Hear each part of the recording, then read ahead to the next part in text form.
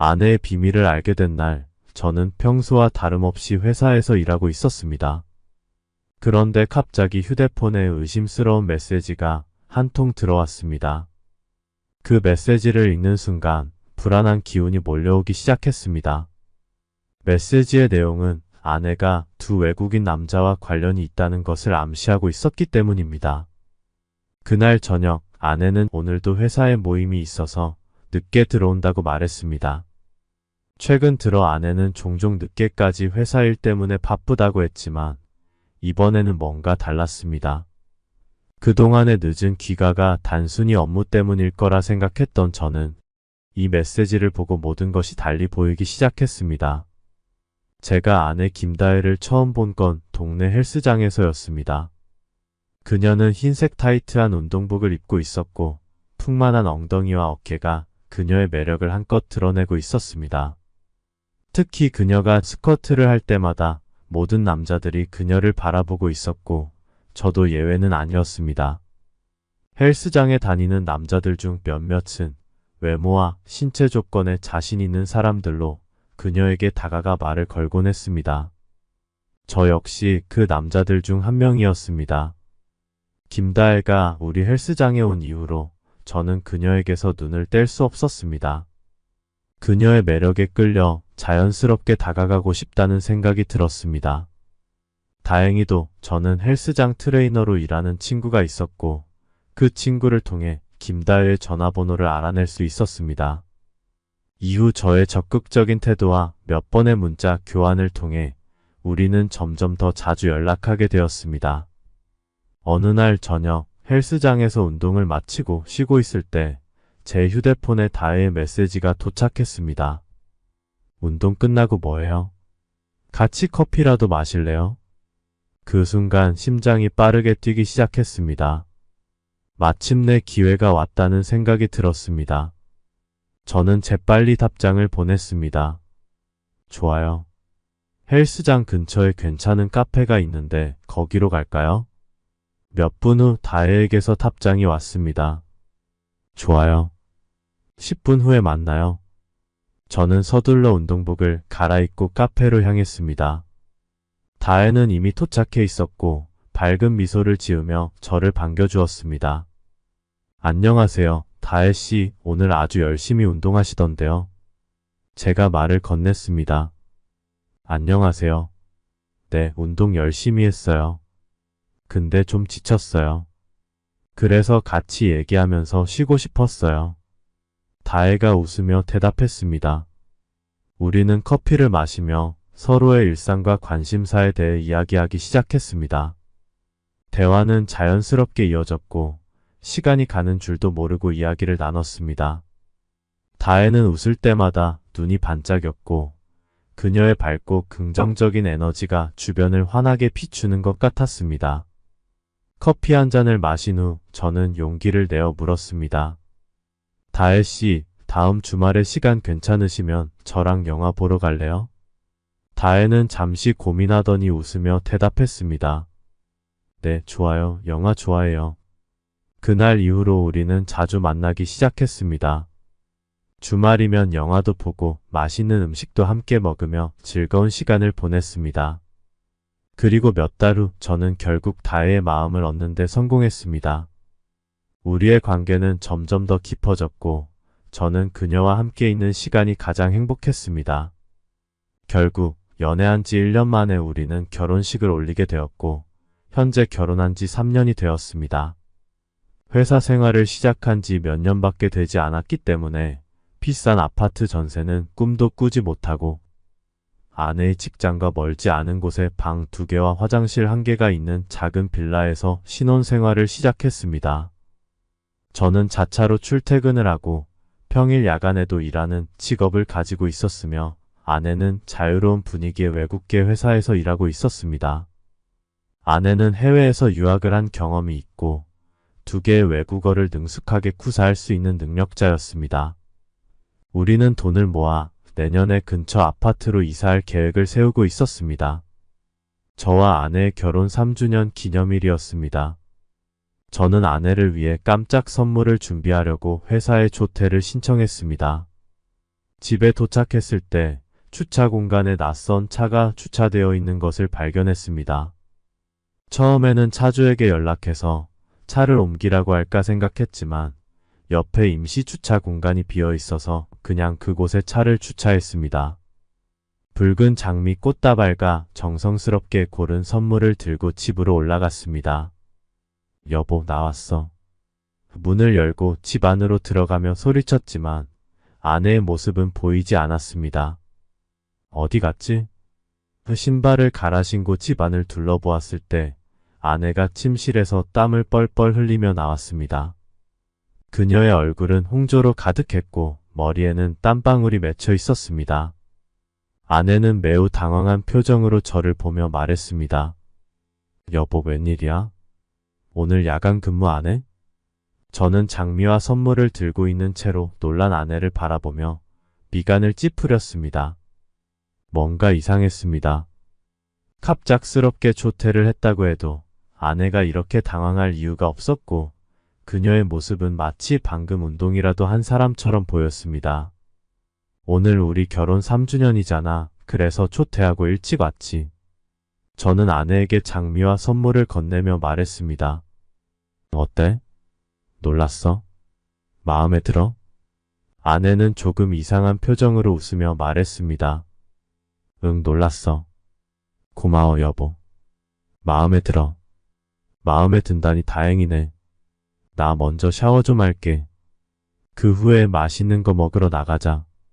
저는 곧장 안방으로 향했습니다. 아내는 급히 저를 막아섰습니다. 여보, 그냥 바로 샤워해. 옷은 내가 가져다 줄게. 아내의 행동이 이상하게 느껴졌습니다. 저는 눈을 잠깐 가늘게 뜨며 그녀를 지나쳐 안방으로 들어갔습니다. 내가 알아서 할게. 방 안을 한번 훑어보았지만 숨을 만한 곳은 어디에도 이상한 점이 보이지 않았습니다. 저는 얼굴에 미소를 지으며 옷장을 열어 잠옷을 꺼냈습니다. 옷장 안에도 아무도 없네. 내가 괜히 의심했나 봐. 아내는 문가에 서서 표정이 어두웠습니다. 여보, 당신 나 의심하는 거야? 저는 아내에게 다가가 어깨를 주무르며 웃으며 말했습니다. 그럴 리가 있나? 누가 내 아내가 최고라는 걸 모를까? 아내는 불만스러운 표정으로 저를 흘겨보더니 저를 욕실로 밀어 넣었습니다. 욕실에서 노래를 흥얼거리며 샤워를 하고 용변을 본 후 일어서는데 쓰레기통에서 한 약 포장지가 눈에 띄었습니다. 저는 순간 눈을 가늘게 뜨며 자세히 들여다보았습니다. 그것은 광고에서 자주 보던 사전 피임약 포장지였습니다. 우리는 아이를 가질 계획이라 아내는 피임약을 먹지 않습니다. 저는 순간 멍해졌습니다. 그리고 쓰레기통을 뒤져봤지만 다른 것은 발견하지 못했습니다. 그렇다면 이 피임약 포장지는 어디서 온 걸까? 설마 아까 들었던 의심이 사실일까? 아내가 정말로 다른 남자를 집으로 데려왔나? 제 얼굴은 점점 굳어졌고 저는 욕실에 오랫동안 서 있었습니다. 지금 이걸 가지고 그녀와 따져봐야 핑계댈 것이 뻔해. 저는 일단 마음을 진정시키고 나올 때는 이미 표정을 침착하게 가다듬었습니다. 여보, 우리 나가서 저녁 먹자. 제가 말하자 아내는 주방에서 스테이크를 내오며 말했습니다. 나가서 먹지 말고 여기서 먹자. 내가 벌써 스테이크 준비해놨거든. 저는 잠시 놀라며 아내를 바라봤습니다. 그녀가 이미 준비를 해놨다니 감동했지만 방금의 의심이 다시 떠오르며 얼굴에 웃음기가 사라졌습니다. 저녁을 먹는 동안 아내가 갑자기 말했습니다. 아, 그리고 여보, 아까 당신이 출근한 사이에 정리 좀 하려고 했어. 그래서 집안 여기저기를 청소했거든. 다음엔 미리 말하고 집에 와, 알았지? 저는 순간 미소를 지으며 답했습니다. 알겠어, 기억할게. 하지만 그 피임약 포장지는 도대체 왜 집에 있었던 걸까요? 여전히 마음 한켠에는 불편한 느낌이 남아 있었습니다. 그녀가 바람을 피우고 있는 것 같다는 의심은 점점 커져갔고 저는 더 이상 이 문제를 가볍게 넘길 수 없다는 생각이 들었습니다. 스테이크를 다 먹은 후 저는 아내를 안고 침실로 갔습니다. 요즘 계속 야근을 하느라 오랜만에 아내와 가까워질 수 있었습니다. 비록 결혼한 지 3년이 되었지만 아내에 대한 제 욕구는 여전히 강했습니다. 아내가 운동을 열심히 한 덕분에 그녀의 몸은 여전히 매력적이었습니다. 평소에 아내는 저와 함께 있을 때 늘 협조적이었지만 오늘은 왠지 내키지 않는 듯 했습니다. 결국 우리는 대충 마무리하게 되었습니다. 여보, 오늘 컨디션이 안 좋아? 제가 아내를 안으며 물었습니다. 아내는 고개를 저으며 대답했습니다. 오늘 오후에 집에서 집 정리와 대청소를 했더니 피곤해. 그렇구나. 그럼 내가 마사지 해줄게. 제가 마사지를 해주려고 하는 순간 갑자기 2번의 채채기 소리가 들렸습니다. 제 손이 멈췄고 저는 아내를 바라보았습니다. 이 집에는 우리 둘밖에 없는데 아내도 저도 채채기를 하지 않았습니다. 그렇다면 도대체 누가 채채기를 한 걸까? 설마 방 안에 다른 사람이 있는 걸까? 제 눈이 떨리며 아내를 차갑게 바라보았습니다. 그러자 아내는 불쾌한 표정으로 저를 보며 말했습니다. 여보, 그게 무슨 눈빛이야? 나를 의심하는 거야? 내가 남자를 집에 들였다고 생각하는 거야? 그런 뜻이 아니야. 방금 재채기 소리가 들려서. 그게 그 말이잖아. 아내는 갑자기 격앙된 목소리로 소리쳤습니다. 당신 내가 모를 줄 알아? 당신 돌아와서부터 계속 나 의심하고 있었지? 안 그랬다면 왜 안방을 샅샅이 뒤졌겠어? 어디 숨길 곳이라도 있나 보라고. 옷장? 침대 밑? 커튼 뒤? 아내는 침대에서 내려와 옷장을 열고 커튼을 걷으며 말했습니다. 어때? 있어? 없잖아. 아내가 저와 함께한 이후 처음으로 눈물을 흘리기 시작하자 저는 당황하여 어쩔 줄 몰랐습니다. 방금까지 찾았는데도 아무것도 발견하지 못했기 때문에 제 의심이 잘못되었을지도 모른다는 생각이 들었습니다. 여보, 내가 잘못했어. 괜히 의심했네. 아마 내가 환청을 들었나 봐. 아내는 눈물을 흘리며 저를 계속 바라보다가 말했습니다. 여보, 내가 당신에게 잘못한 게 있으면 말해봐. 그리고 우리 지금 이 낡은 빌라는 방음이 잘 안 돼. 아래 윗집 소리 원래 조금씩 들려. 그거 가지고 나를 의심해? 내가 바람 피운다고 생각해? 아내가 눈물을 흘리며 말을 하자 저는 남아있던 의심을 억누르고 그녀를 달래기 시작했습니다.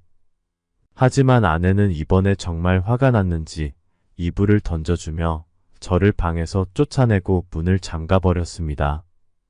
저는 이불을 끌어안고 쓴웃음을 지으며 다른 방으로 갔습니다. 아내를 오해한 건 제 잘못이니까요. 다음날 아침 저는 아내가 이미 출근한 뒤에 일어났습니다. 거실 테이블 위에는 메모가 하나 있었습니다. 아침 준비해놨어. 알아서 챙겨 먹어. 저는 미소를 지었습니다. 아내는 여전히 저를 사랑하고 있었습니다. 동시에 마음속 깊은 곳에서 떠오르던 의심을 억누르기로 했습니다. 다혜는 절대 나를 배신하지 않을 거야. 저는 다시는 그녀를 의심하지 않기로 결심했습니다. 하지만 마음 한구석에 남아있는 그 작은 불씨를 완전히 꺼버리기는 쉽지 않았습니다. 그녀가 준비한 아침을 먹고 저도 출근하였습니다. 그 후 저는 아내를 유심히 관찰했지만 의심되는 부분을 발견하지 못했습니다.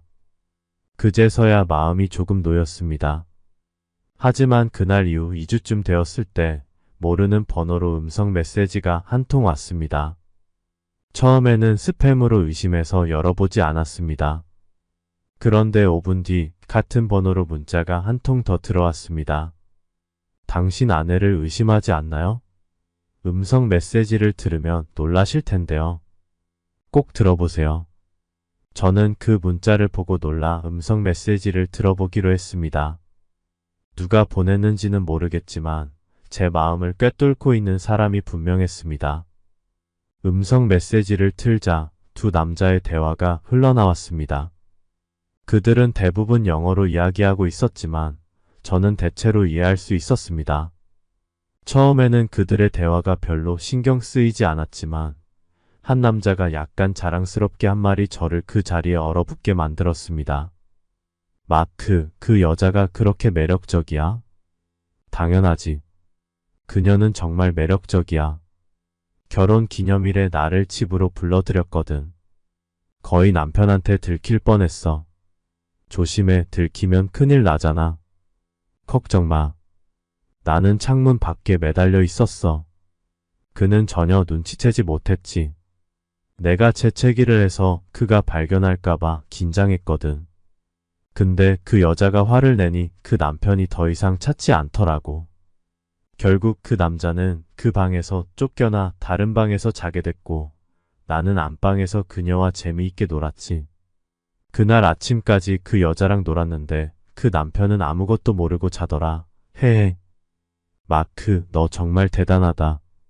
저는 두 눈이 휑하니 멍해졌고 주먹을 꽉 쥐었습니다. 그가 말한 상황이 그날 밤 저에게 일어난 일과 똑같았습니다. 설마 그날 밤 우리 집에 진짜 누군가 있었던 걸까? 그것도 외국인이? 제 코에서 뜨거운 숨이 뿜어져 나왔습니다. 그때 그 마크라는 사람이 다시 말했습니다. 케빈, 오늘 밤 나랑 같이 놀러 갈래? 케빈은 바로 동의했습니다. 제 눈동자가 떨리기 시작했습니다. 그들의 대화는 계속되었습니다.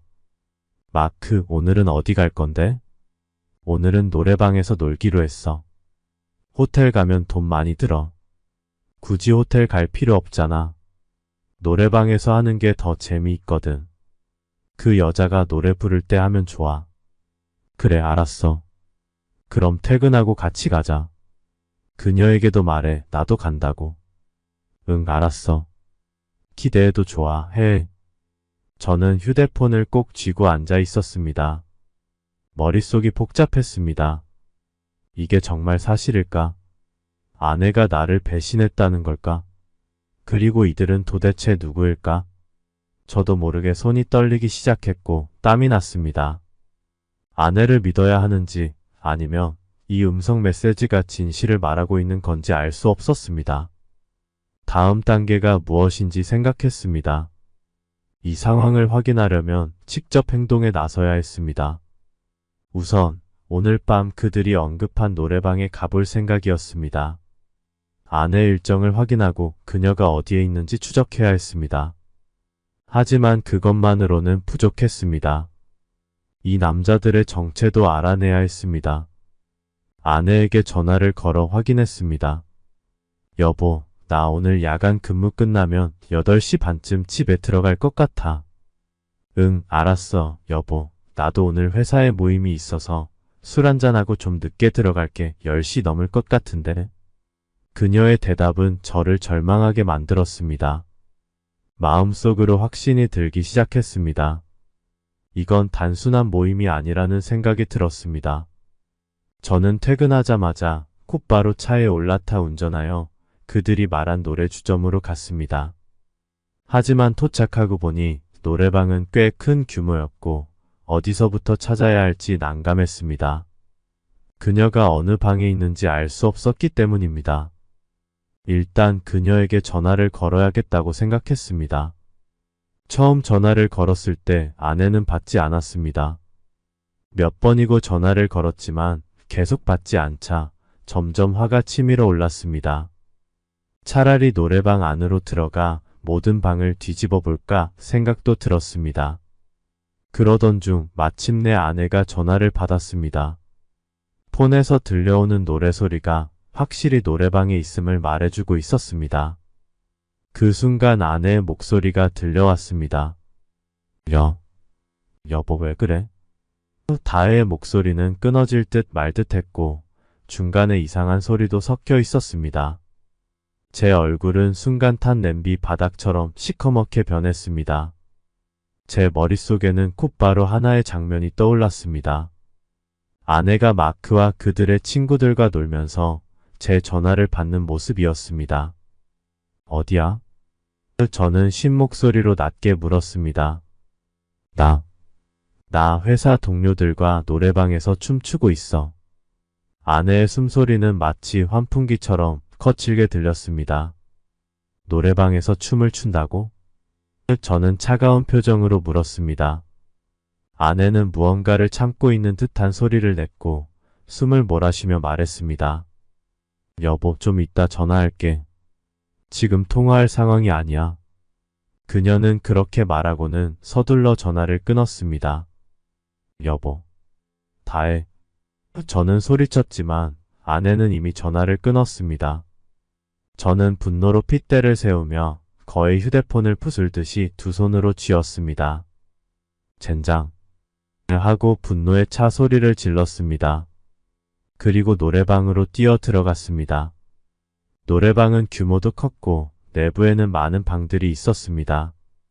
저는 카운터에서 직원이 다가와 무슨 일이냐고 물었지만 친구가 먼저 들어왔다는 핑계를 대고 안으로 들어갔습니다. 방이 너무 많아서 하나씩 열어보며 확인했지만 어디 있는지 찾을 수 없었습니다. 방 안은 어두워서 밖에서는 사람들을 정확히 볼 수 없었습니다. 여기저기 돌아다니며 방문을 열고 확인하자 카운터 직원이 다시 와서 저를 제지했습니다. 손님, 이러시면 곤란합니다. 만약 친구가 있으면 친구에게 전화해서 마중 나오라고 하세요. 지금처럼 하면 저희 영업에 방해됩니다. 계속 이러시면 저희는 경찰을 부를 수밖에 없습니다. 저는 어쩔 수 없이 다시 노래주점 밖으로 나와 그들이 나오기를 기다릴 수밖에 없었습니다. 시간은 천천히 흘러가고 마음속의 불안과 분노는 점점 커져만 갔습니다. 저는 그들을 기다리며 1시간을 보냈고 마침내 한 흑인과 백인이 한 여자를 가운데에 두고 걸어 나오는 모습을 보았습니다. 그 여자는 머리카락이 흐트러져 얼굴이 잘 보이지 않았지만 몸매와 옷차림을 보고 그녀가 아내라는 것을 알 수 있었습니다. 저는 차 문을 열고 그들에게 다가갔습니다. 다해. 저는 그들과 몇 미터 떨어진 곳에서 소리쳤습니다. 외국인들은 저를 보고 잠시 멈칫했지만 흑인은 영어로 저에게 인사했습니다. 당신 누구야? 저는 분노에 휩싸여 눈이 빨개진 채 흑인에게 주먹을 날렸습니다. 그 흑인은 예상치 못한 공격에 얼굴을 한 대 맞았습니다. 젠장, 너 뭐하는 거야? 그 흑인은 화난 표정으로 저를 바라보았고 옆에 있던 백인도 불쾌한 얼굴을 하고 있었습니다. 저는 이 두 사람을 가만두지 않겠다는 생각뿐이었습니다. 주먹을 다시 휘두르려 했지만 이번에는 흑인이 제 주먹을 붙잡았습니다. 그만해, 이러면 나도 가만히 있지 않을 거야. 그 흑인은 눈을 가늘게 뜨며 차가운 눈빛을 보내왔습니다. 내가 내 아내랑 놀아나면서도 무사할 거라고 생각해? 저는 분노에 찬 영어로 소리쳤습니다. 흑인은 그의 품에 안긴 여자를 바라보며 놀란 듯 말했습니다. 이 여자가 내 아내라고? 미안해, 우리가 내 아내인 줄은 몰랐어. 백인은 비꼬는 듯한 미소를 지으며 어깨를 으쓱했습니다. 당신 누구야? 흑인의 품에 안긴 여자가 이때 술에 취한 머리를 들고 저를 바라보았습니다. 당신 누구세요? 그녀가 술 취한 목소리로 저에게 묻더군요. 제가 화를 내려고 했지만 이내 낯선 얼굴을 보고 깜짝 놀랐습니다. 이게 무슨 일이야? 다혜가 아니잖아. 흑인의 품에 있는 여자는 아내가 아니었습니다. 다혜는 어디 있어? 저는 흑인에게 급하게 물었습니다. 흑인은 저를 한번 보고 다시 여자를 바라보며 표정이 어두워졌습니다. 내 아내가 아니야. 흑인은 불쾌하게 저를 보며 말했습니다. 다혜는 어디 있어? 저는 다시 물었습니다. 흑인은 목을 돌리며 큰 이를 드러내고 웃으며 말했습니다. 내 아내가 아니라면서 날 때린 거야? 장난하나? 흑인은 제 얼굴을 한 대 때렸고 저는 순간적으로 정신이 혼미해졌습니다. 이봐, 내가 나를 한 대 때렸으니 갚는 거야. 이제 샘샘이야. 더 이상 나를 건드리지 마. 가만히 안 있을 거야. 죽고 싶지 않으면 꺼져. 그 흑인은 저를 향해 경멸스럽게 침을 뱉고는 여자를 데리고 떠났습니다. 저는 피를 뱉으며 땅에서 일어나 아픔을 참으며 차로 돌아갔습니다.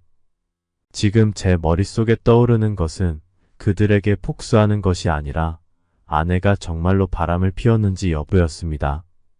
설마 다른 외국인도 이 노래방에서 노래하고 있을까? 제가 사람을 잘못 찾았나 싶은 생각이 들었습니다. 하지만 분명한 것은 아내가 이 노래방에 왔고 외국인과 같이 있다는 확신이 있었다는 것입니다.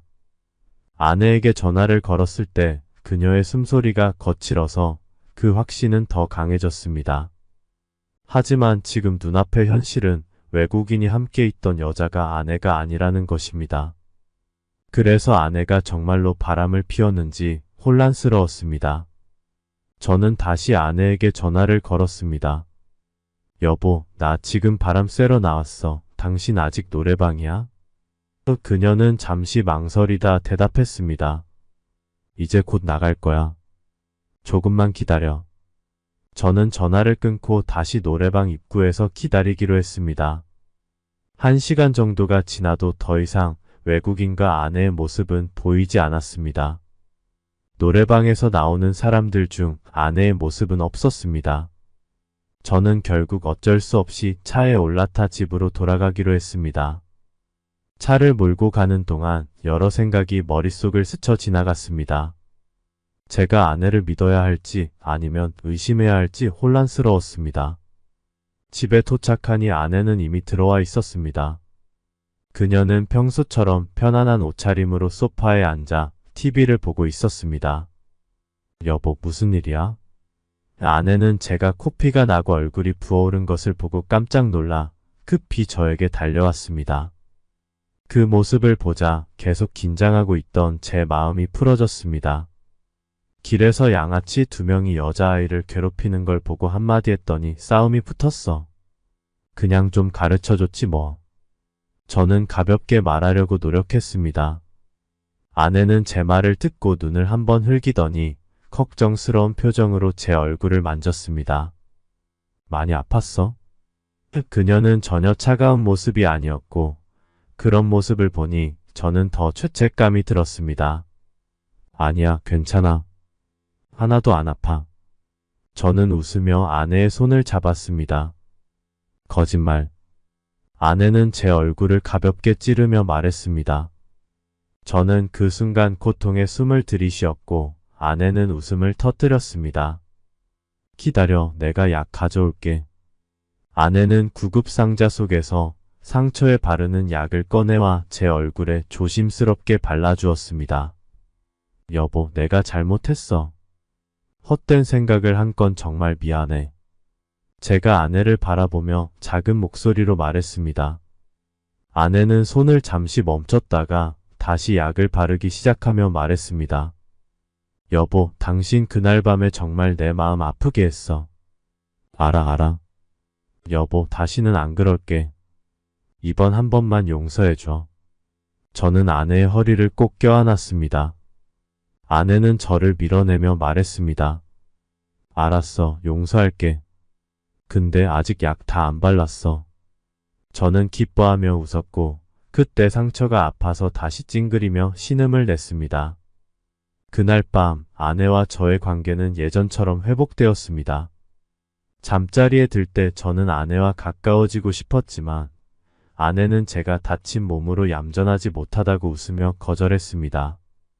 저는 조금 아쉬웠지만 그녀가 저를 걱정하고 있다는 걸 알기에 고마운 마음이 들었습니다. 잠시 후 아내가 불을 끄고 침대에 누웠습니다. 어둠 속에서 저는 조용히 아내의 손을 잡았습니다. 그녀는 아무 말 없이 제 손을 꼭 잡아주었습니다. 그 순간 저는 아내가 곁에 있어준다는 것만으로도 충분히 행복하다는 걸 느꼈습니다. 제 마음속 깊은 곳에 남아있던 의심도 서서히 사라져갔습니다. 그 주 주말 저는 친구들과 약속이 있어 아내에게 말하고 친구들을 만나러 갔습니다. 1차로 저녁을 먹고 나서 친구들이 다른 곳에 가자고 해서 택시를 타고 자리를 옮겼습니다. 그곳에서 함께 맥주를 마시고 있는데 갑자기 친구 한 명이 말했습니다. 저기 내 와이프 아니야? 고개를 돌려보니 정말로 아내가 다른 여자와 팔짱을 끼고 쇼핑을 하고 있었습니다. 그런데 아내 옆에 있는 여자의 얼굴을 보자마자 저는 얼어붙었습니다. 이 여자 그날 밤 외국인 2명이랑 같이 있던 여자인데 왜 다혜랑 있지? 이 여자는 제가 분명히 기억하는 그날 밤 노래방에서 외국인 남자들과 있던 바로 그 여자였습니다. 어떻게 이 여자가 아내와 함께 있는 거지? 그들이 서로 아는 사이라니. 술에 취해 있던 정신이 갑자기 맑아지면서 저는 미간을 찌푸렸습니다. 친구들에게 간단히 인사하고 자리를 떠났습니다. 뭔가 이상하다는 느낌이 들었습니다. 아내의 친한 친구들은 제가 다 알고 있었지만 이 여자는 분명 그들 중 한 명이 아니었습니다.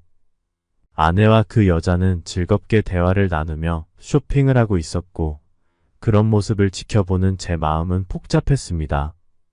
게다가 아내가 그 2 외국인과 함께 있던 여자를 만나는 걸 보니 마음이 복잡해졌습니다. 그 여자가 어떤 사람인지 알고 있는 저로서는 아내가 그런 여자와 어울리는 게 마음에 들지 않았습니다. 저는 몰래 아내와 그 여자의 뒤를 따라가며 그들이 상점을 돌아다니는 모습을 지켜보았습니다. 여자들이 쇼핑을 즐기는 건 자연스러운 일이었기에 겉으로 보기엔 특별히 이상한 점은 없었습니다. 아내와 그녀는 평범하게 물건을 고르고 웃으며 대화를 나누고 있었습니다. 하지만 제 머릿속에서는 계속해서 의심의 목소리가 커져만 갔습니다. 왜 하필 저 여자일까? 아내는 저 여자가 어떤 사람인지 알고 있을까?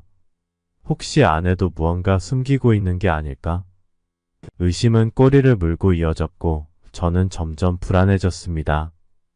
계속해서 그들을 따라가며 관찰하다 보니 그 여자가 가끔씩 아내에게 다정하게 속삭이는 모습이 눈에 띄었습니다. 그들이 도대체 무슨 이야기를 하고 있는 건지, 무엇 때문에 그렇게 친한 척하는 건지 알 수 없어서 더욱 답답해졌습니다.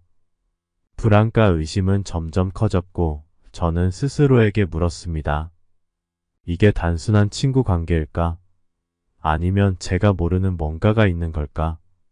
제 마음은 복잡한 생각들로 가득 차 있었고 더 이상 그들을 지켜보는 것도 물러나는 것도 쉽지 않았습니다.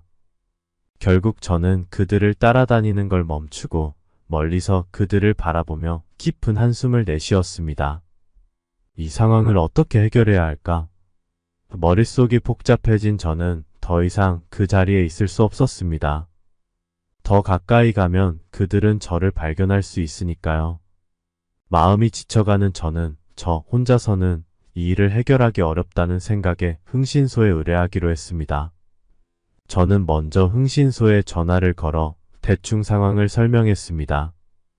흥신소 직원은 저와 만나서 자세히 이야기를 들어봐야 한다고 했고 약속을 잡은 뒤 30분 후에 제가 있는 곳으로 왔습니다. 의아하게도 저를 마주한 사람은 여자 탐정이었습니다. 그녀는 여자를 조사할 때는 여자가 더 편하다고 설명했습니다. 저는 아내의 상황과 아내와 함께 있는 친구의 상황을 자세히 설명했습니다. 여 탐정은 그들이 어디 있는지 물었고 저는 아직 쇼핑을 하고 있는 2 사람을 가리켰습니다. 탐정은 고개를 끄덕이며 그들에게 다가갔습니다. 떠나기 전에 탐정은 저에게 최대한 멀리 있으라고 당부했습니다. 제가 눈에 띄면 그들이 방심하지 않을 테니까요. 그들은 쇼핑을 끝내고 저녁 식사를 하러 갔습니다. 저는 멀리서 그 모습을 지켜보았습니다. 아내가 그녀와 헤어지고 집으로 돌아갈 즈음 탐정이 저에게 다가와 녹음 파일이 저장된 휴대폰을 건네주었습니다. 탐정은 녹음을 들어보세요. 아마 충격적인 내용이 있을 겁니다. 라고 말했습니다. 저는 궁금한 마음에 녹음 파일을 재생했습니다. 녹음 속에서 2 여자가 대화하는 소리가 들려왔습니다. 다혜, 요즘 너 왜 우리랑 같이 안 놀아? 너무 지쳐서 그런 거야? 한 여자가 물었습니다. 아내가 답했습니다. 아유, 내가 너처럼 하루라도 남자가 없으면 못 사는 줄 알아? 뭐야, 너 지금 나 놀리는 거야? 그 친구가 다소 기분 나쁜 목소리로 말했습니다. 그만해, 그만해. 두 사람이 장난스럽게 티격태격하는 소리가 들렸습니다. 잠시 후 아내의 친구가 진지한 톤으로 물었습니다. 그런데 말이야, 그날 내 남편이 노래주점에 온다는 걸 어떻게 알았어? 아내가 웃으며 대답했습니다. 내가 어떻게 알겠어. 그가 전화했잖아. 마크가 내가 전화 받을 때 장난을 쳐서 의심하기 시작했거든. 다행히 내가 재빨리 너를 불러서 상황을 모면했지. 안 그랬으면 이미 남편에게 들켰을 거야. 아내 친구가 웃으며 말했습니다. 너도 참 마크와 케빈이랑 놀 때 나도 불러야지. 아내가 퉁명스럽게 대답했습니다. 아유, 나중에 같이 즐겼잖아. 아내 친구가 쾌활하게 말했습니다. 그래, 그래. 다음 주 마크와 케빈하고 약속 잡을까? 좋아, 나도 요즘 한동안 못 봤어. 이 대화를 듣고 저는 큰 충격을 받았습니다. 아내가 마크와 케빈이라는 외국 남자들과 놀고 있다는 사실을 알게 된 순간 제 머릿속이 하얘졌습니다. 저는 지금까지 아내를 의심하며 지내왔지만 사실이 확인되자 눈앞이 캄캄해졌습니다. 아내가 저를 배신하고 다른 남자들과 함께 시간을 보내고 있다는 사실에 모든 것이 무너지는 것 같았습니다. 제가 아내를 사랑했던 시간들, 그녀와 함께 꿈꾸던 미래, 우리가 쌓아온 모든 것들이 한순간에 사라진 듯 했습니다. 저는 충격에 휩싸인 채 멍하니 서 있었습니다. 그들의 통화 내용을 듣고 분노에 가득 차 있었지만 며칠 동안 저는 아무 일도 없었던 것처럼 행동하며 아내를 지켜봤습니다. 속으로는 폭수심과 배신감이 점점 커져갔습니다. 그런 감정을 억누르며 지내왔지만 그들을 반드시 잡아야겠다는 생각은 사라지지 않았습니다. 여탐정은 그들에 대한 추적을 계속했고 마침내 결정적인 증거를 확보했습니다. 아내와 2명의 외국 남자, 그리고 그녀의 친구가 주로 호텔, 노래주점, 그리고 그들 중 한 명의 집에서 시간을 보냈다는 사실을 알게 되었습니다. 그중 흑인 남성의 이름이 마크였고 백인 남성은 케빈이었습니다. 아내의 친구의 이름은 이수경이었습니다. 더욱 충격적이었던 것은 그들이 모두 같은 회사에서 일하고 있었고 회사의 탄력 근무와 재택 근무 덕분에 언제든지 쉽게 만날 수 있다는 점이었습니다. 그날 저는 평소처럼 출근하는 척하고 집을 나섰습니다. 그러나 멀리 가지 않고 집 근처에서 시간을 보냈습니다. 계획대로라면 그들은 제 집에서 만나기로 했습니다. 오후가 되자 저는 조용히 집으로 돌아갔습니다. 문을 열자 충격적인 광경이 제 눈앞에 펼쳐졌습니다. 아내와 그녀의 친구는 2명의 외국 남자와 함께 거실에서 엉켜 있었고 그들의 더러운 행위가 그대로 눈에 들어왔습니다. 문이 열리는 소리에 그들은 고개를 돌려 저를 보았고 저는 분노에 찬 눈으로 그들을 노려보았습니다. 당신 어떻게 지금 집에 와? 아내는 깜짝 놀라며 외쳤습니다. 그녀는 흑인의 몸에서 급히 내려왔고 저는 아무 말도 하지 않은 채 눈에 불을 켜고 그들을 쳐다보았습니다. 차에 준비해둔 쇠몽둥이를 들고 한 걸음씩 그들에게 다가갔습니다. 제 태도에 마크와 케빈도 당황한 표정을 지었습니다. 이수경도 벌벌 떨며 백인 남성 몸에서 내려와 소파 뒤에 몸을 숨겼습니다. 이봐 친구, 진정해. 여자 하나 위해 이렇게까지 할 필요 있어? 케빈이 말했습니다. 그래, 무기 내려놓고 얘기 좀 하자.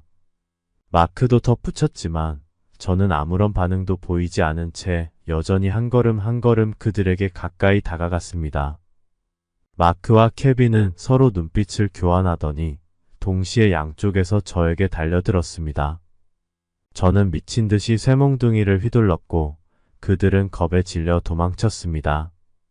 마크와 케빈은 알몸으로 빠르게 집을 빠져나갔고 그들을 쫓으려 돌아섰을 때 아내가 뒤에서 저를 붙잡았습니다.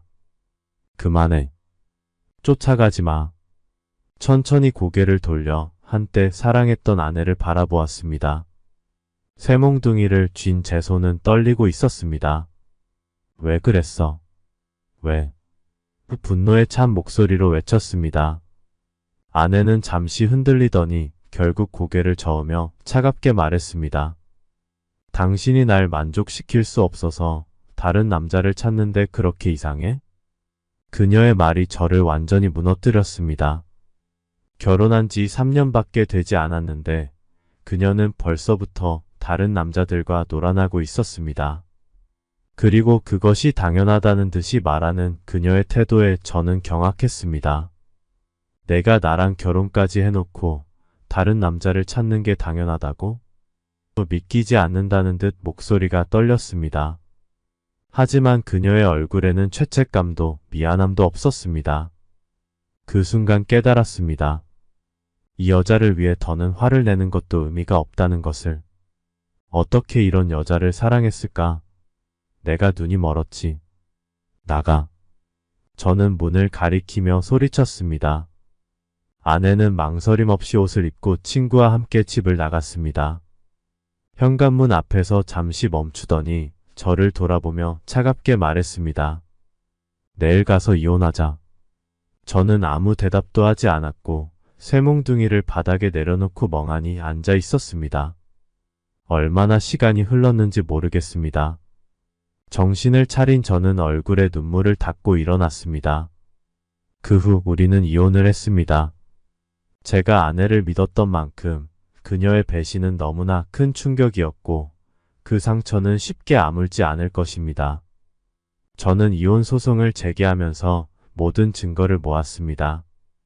아내와 그들의 불륜 현장을 담은 영상, 녹취 파일, 그리고 그들의 문자 메시지 등. 아내는 처음에 증거를 보고 당황했지만 이내 뻔뻔한 태도로 나왔습니다. 그래, 나 잘못했어. 근데 그게 그렇게 큰 문제야? 우리 이제 와서 뭐 어쩌겠어? 이 아내는 당당하게 제 앞에서 말했습니다. 당신 정말 반성은커녕 변명이나 하고 있어? 저는 분노에 찬 목소리로 말했습니다. 변명? 아니야. 그냥 사실을 말하는 거야. 당신이 원하는 대로 해. 난 더 이상 당신에게 미련 없어. 그녀는 냉담하게 대답했습니다. 이혼 과정에서 우리는 재산 분할 문제로 다투기 시작했습니다.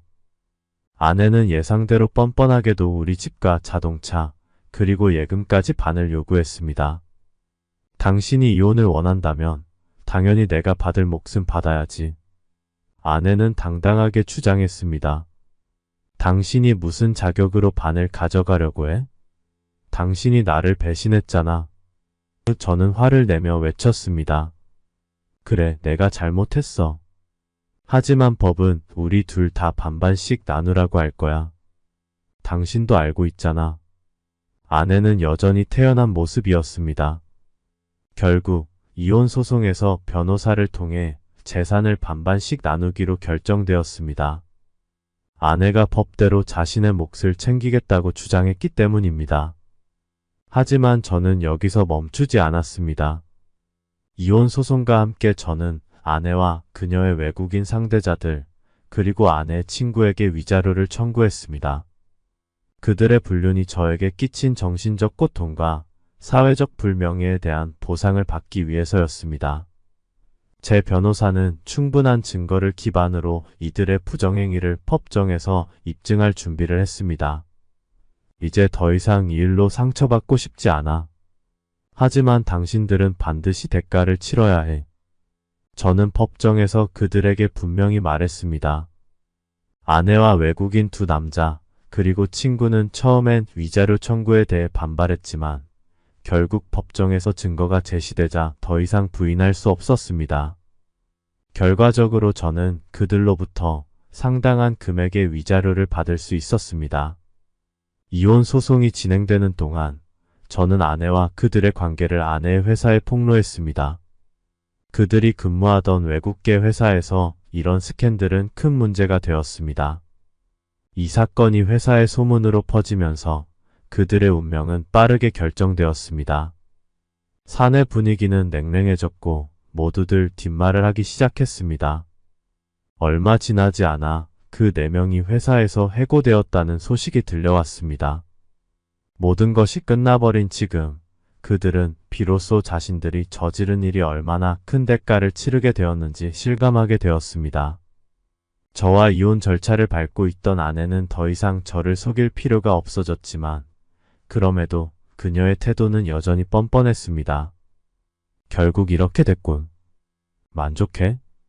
아내는 한숨을 쉬며 말했습니다. 만족해. 더 이상 내 거짓말에 속을 필요가 없으니까. 저는 차가운 목소리로 대답했습니다. 이혼이 마무리되고 저는 혼자 남았습니다. 아내는 그녀의 몫을 챙기고 떠났지만 그동안의 배신과 상처는 쉽게 지워지지 않았습니다. 그런데 지금까지 아직 풀리지 않은 의문이 있습니다.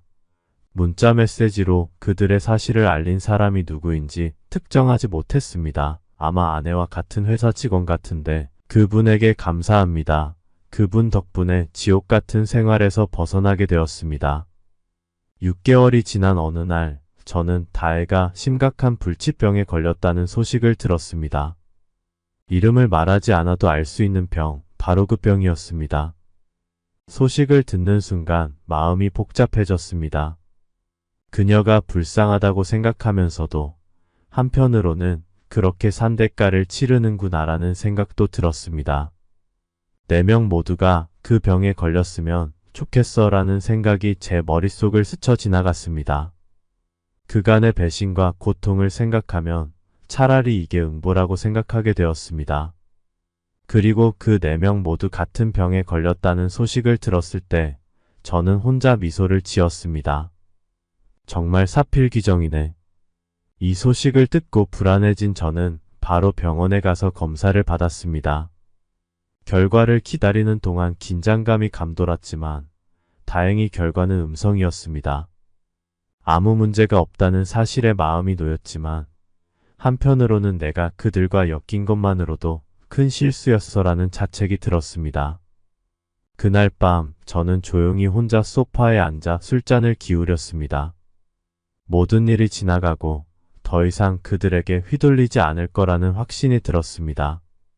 하지만 마음 한구석에는 여전히 깊은 상처가 남아 있었습니다.